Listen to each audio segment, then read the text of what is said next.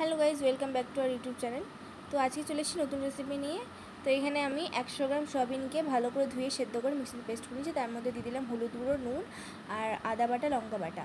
তারপরে এখানে বেসন দিয়ে দিলাম আঠাভাবে হওয়ার জন্য। আমার একটু বেসনটা কম হয়েছিল, তো একটু বেসন দিলাম। কড়াই সর্ষের তেল দিয়ে দিলাম।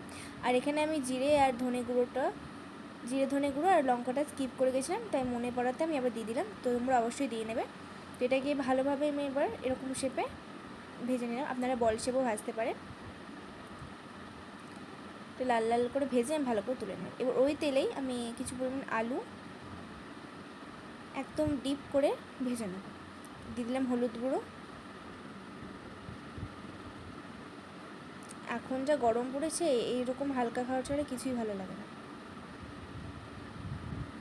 তারপর আবার ওই কড়াই একটু সামান্য পরিমাণ তেল দিয়ে দিলাম। তেল দেওয়ার পরে তেলটা একটু হিট হয়ে যাক, তাহলে কাঁচা সর্ষের তেলে গন্ধটা লাগে না। এবার ওই তেলের মধ্যে গোটা গরম মশলা আর সামান্য হিঙের গন্ধটা আমার ভালো লাগে। তোমাদের কাদের কাদের ভালো লাগে অবশ্যই কমেন্ট করে জানাবে।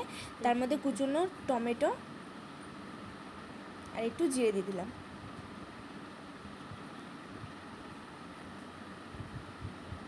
এটাকে ভালো করে কষিয়ে নেওয়ার পরে আমি অল্প পরিমাণে ওই আদা আর লঙ্কা বাটাটা রেখেছিলাম, তো ওটাই একটু জলের সঙ্গে মিক্স করে দিয়ে দিলাম। আর দিলাম হলুদ আর নুন।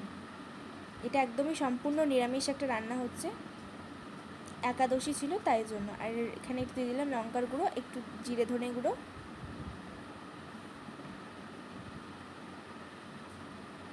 এবার আমি ভেজে রাখা আলুগুলোকে ভালো করে দিয়ে দিলাম। আলুগুলো দিয়ে এটাকে কষিয়ে নেবো, 2-3 মিনিট মতন কষাবো। আমার খুব সুন্দর কালার এসছে। এবার মশলাটা একটু তেল ছেড়ে দিলে পরে আমি এর মধ্যে জল দিয়ে দিলাম। তারপরে নামাবার আগে আমি ওই পকোড়াগুলোকে সব কটাকে দিয়ে দিলাম। এবার এটা একটু আর 2 মিনিট মতো বয়েল করে নামাবার আগে আমি একটু ঘি দিয়ে দিলাম। আর তারপরে একটু গরম মশলা দিয়ে দিলাম। এটা সানরাইজের গরম মশলা দিয়েছিলাম, শাহিটা আমি ইউজ করিনি, শুধু গরম মশলা ছিল। তো ভিডিওটা ভালো লাগলে অবশ্যই একটা লাইক করে চ্যানেলের পাশে থাকবেন।